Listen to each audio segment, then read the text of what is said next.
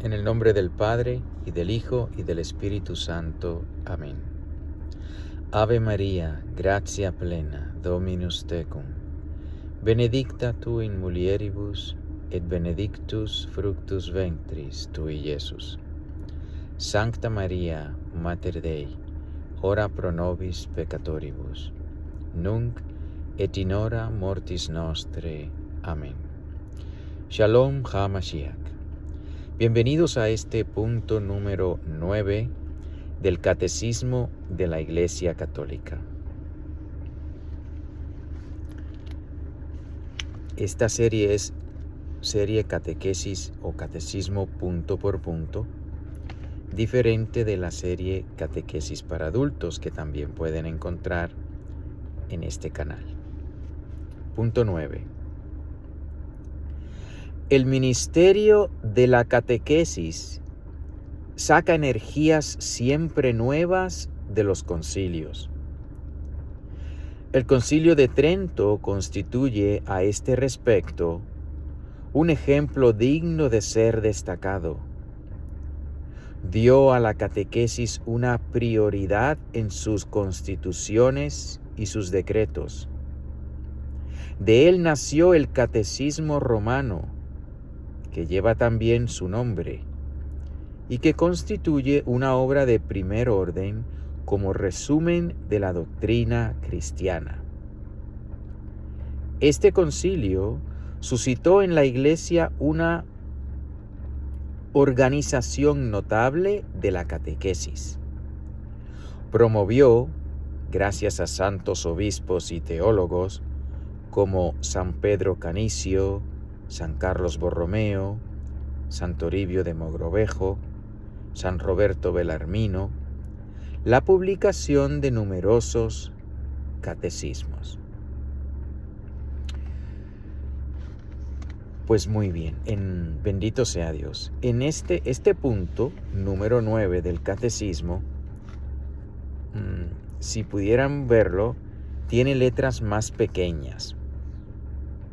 Más adelante el catecismo, este catecismo que estamos leyendo ahora, publicado por San Juan Pablo II, pues al final de una sección, al final de un capítulo del catecismo, las letras son más pequeñas porque nos da, más que la doctrina, nos da notas históricas. Aquí en este punto 9 nos está recordando que históricamente se sigue un patrón. Hay un concilio y después del concilio hay documentos publicados del concilio. Hay catecismos, en específico está hablando del Concilio de Trento, que como fruto de ese concilio que dedicó mucho a la catequesis, pues surgió el Catecismo de Trento o Catecismo Romano. El Concilio Vaticano II igual. Y quiero hacer una pequeña nota aquí porque pues el Concilio Vaticano II, el Sacro Concilio Vaticano II, pues es atacado muchas veces por ambos lados, ¿no? Porque todo aquello que reafirma la fe de siempre, que fue lo que hizo el concilio, pues aquellos que están en contra de la fe, pues están en contra del concilio. Pero también en ese concilio se abrieron las puertas a una serie de cambios pastorales, no doctrinales, pero pastorales, y ciertos cambios en la liturgia que han ocurrido a partir del concilio. Y es muy común cuando las personas ven los abusos reales en la liturgia, pues es muy común que se le eche la culpa al concilio. Muchos van más allá y no solo dicen que, pues mira los frutos del concilio, que hay muchos que son frutos no buenos, dicen. Y muchos van más allá y dicen, pues que hubo muchos masones en el Concilio Vaticano II, que estaba la iglesia ya infiltrada. Pues lo que conviene aquí tener claro es que el Concilio Vaticano II, en primer lugar, no es el primer concilio de la iglesia. El primer concilio de la Santa Iglesia Católica fue el Concilio de Jerusalén. De hecho, está en el libro de la Biblia de los Hechos de los Apóstoles, capítulo 15. Ahí está, cuando tengan la oportunidad, léanlo por favor, el Concilio de Jerusalén. Y el Concilio de Jerusalén, pues, sucedió así. Resulta que los primeros católicos eran todos hebreos. Por lo tanto, los primeros católicos todos estaban circuncidados. La circuncisión fue mandada por Dios a su pueblo, a los hombres de su pueblo. De manera que cuando comenzaron a llegar los gentiles a la iglesia, hombres que no estaban circuncidados, y durante cientos de años, durante siglos, el pueblo hebreo estaba acostumbrado a que el hombre que quería pertenecer al pueblo de Dios tenía que circuncidarse. Pues muchos de ellos dijeron, bueno, pues esto lo mandó Dios, y es cierto, estaba en el Antiguo Testamento, es una ordenanza de las que puso Dios, y comenzaron a decir pues que los gentiles que venían tenían que circuncidarse primero. Y los apóstoles, pues que hasta ese momento no habían dicho ni una cosa ni la otra, pues lo pusieron en oración. Se reunieron en el Concilio de Jerusalén, se reunieron para deliberar si doctrinalmente era necesario, si disciplinariamente era necesario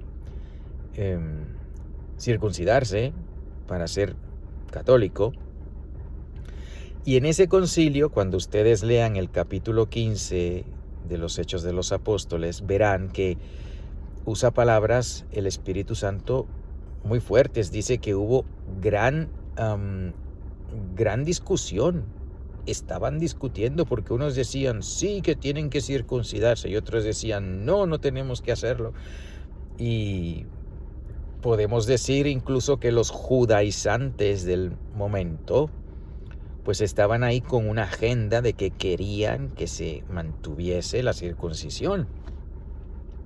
De hecho, cuando San Pablo habla de los judaizantes, se refiere a ellos como los de la circuncisión. O sea que era una cosa muy, muy fuerte, y se entiende porque pues por siglos lo estuvieron haciendo, y lo estuvieron haciendo porque Dios lo mandó. Así que pues no era fácil darse cuenta de que ya eso no era necesario. Pero resumiendo, en el Concilio de Jerusalén había dos bandos. Podemos decir que un bando tenía una agenda, la agenda de vamos a quedarnos con la circuncisión, y el otro bando pues estaba con la agenda de Dios, diciendo no, esto ya no es necesario, porque eso pertenecía a la antigua alianza y era un mandamiento temporero, no era un mandamiento de la ley divina, sino que era una ordenanza temporera. Pues bien, pues después de toda la discusión que hubo y ánimos y pues argumentos de un lado y del otro, finalmente llegan a una conclusión, y el documento del Concilio de Jerusalén, un parrafito de una o dos oraciones, comienza dice, después que menciona el problema, pues esto de la circuncisión, y hemos decidido el Espíritu Santo y nosotros no imponeros más carga que la que es absolutamente necesaria. Absteneos de la fornicación, absteneos de la idolatría, absteneos de comer animales estrangulados. Se me olvidó la otra, eran como 4 decisiones del Sacro Concilio de Jerusalén. Pues dense cuenta que una de las cosas que salió del Concilio de Jerusalén es que no comieran animales estrangulados. Y que no comieran sangre. Porque, y uno puede decir, pues mira, ese concilio de Jerusalén, pues estaba infestado por los de la circuncisión, y miren el documento que dicen que no se puede comer sangre. Así que es un concilio falso. Pues no es un concilio falso, es un concilio verdadero. Es un concilio inspirado por el Espíritu Santo, y es un concilio que contiene, y es aquí donde hay que estar muy muy pendiente, es un concilio que contiene materia de fe, la cual no cambia, materia de moral, la cual no cambia, y materia de costumbres, de disciplina. La disciplina sí cambia. ¿A qué me refiero? De esas 4 cosas del Concilio de Jerusalén, absteneos de la fornicación. Pues eso no cambia, eso es moral, eso es el 6º y el 9º mandamiento, nos mandan a vivir la pureza de la sexualidad humana y usarla como Dios quiere. Así que cuando dice esa enseñanza del Concilio de Jerusalén que se abstengan de la fornicación, está diciéndonos una enseñanza moral que no cambia. Tan válida es esa hoy como lo fue entonces. Segundo, que se abstengan de lo inmolado a ídolos. Importantísimo, porque eso tiene que ver con la fe. La fe nos enseña que hay un solo Dios y que los diosesillos de por ahí son ídolos y no debemos adorarlo. Eso es materia de fe. Eso es tan válido hoy como lo fue entonces, eso no cambia. Lo que es materia de moral, materia de fe, no cambia. Luego, las otras direcciones del Concilio de Jerusalén, que no coman sangre. Pues tal vez los que están viendo este video en algún momento hayan comido morcilla, que es esa salchicha que tiene arroz y sangre. Porque eso fue una disciplina, eso no fue parte del mandamiento, no es parte de los 10 mandamientos el no comer sangre, eso fue una disciplina. Como lo fue la circuncisión, fueron ordenanzas temporeras. La disciplina cambia, la fe no, la moral tampoco, pero la disciplina sí. Que si celebrar la misa tridentina o la misa Novus Ordo, pues la iglesia tiene la autoridad para decirnos que se celebre una o la otra o ambas, porque es disciplina, no es esencial. Démonos cuenta que nuestro Señor, que realizó la Eucaristía, pues no realizó ni una ni la otra. Esencialmente sí, que es la transubstanciación, pero la manera de hacerlo, el idioma, la cantidad de oraciones, pues sí, hay unas que son más hermosas que otras, hay unas liturgias que mueven más a la fe que otras, pero en lo esencial, tanto lo esencial de la liturgia como lo esencial de un concilio, pues eso es lo que hay que ver. Y por eso sabemos que el Concilio Vaticano II, que en todo lo referente a la fe, no erró. En todo lo referente a la moral, no erró.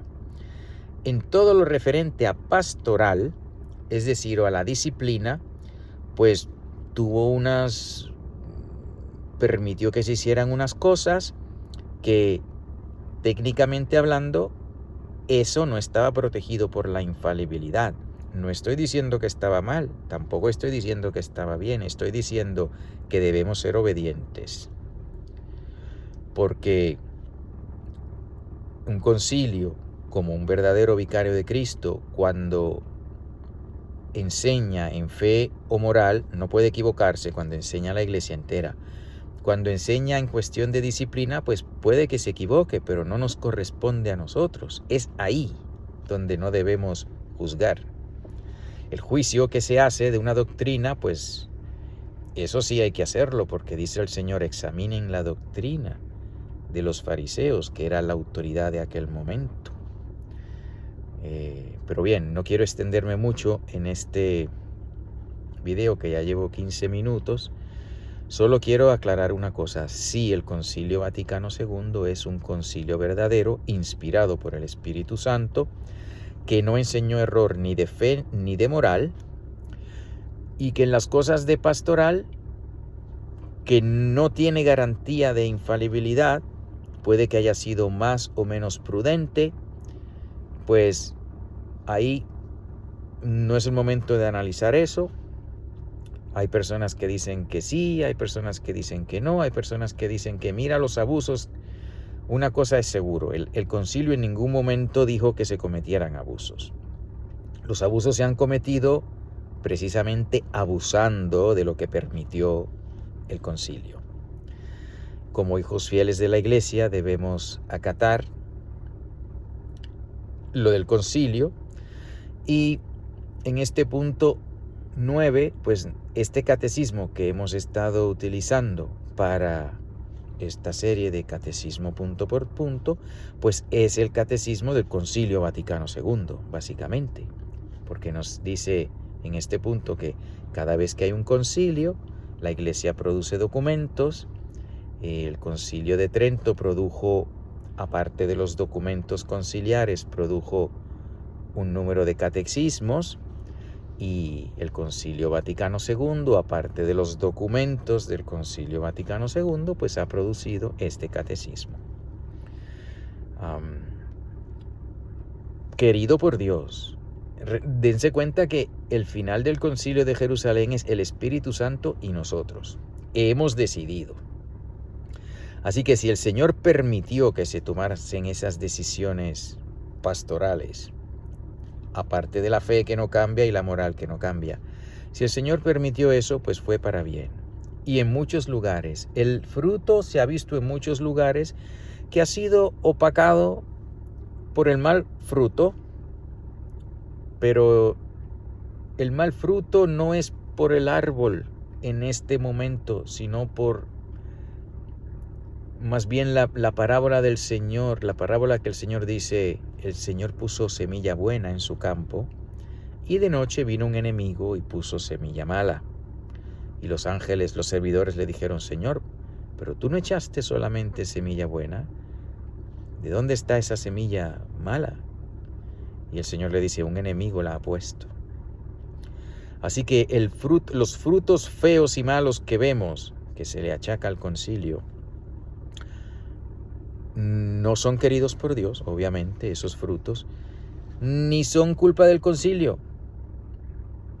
sino ha sido una mala aplicación. Y yo sé que personas dicen: no, que son tantas las cosas malas que no cabe que sea bueno. Pues sí lo es, sí lo es.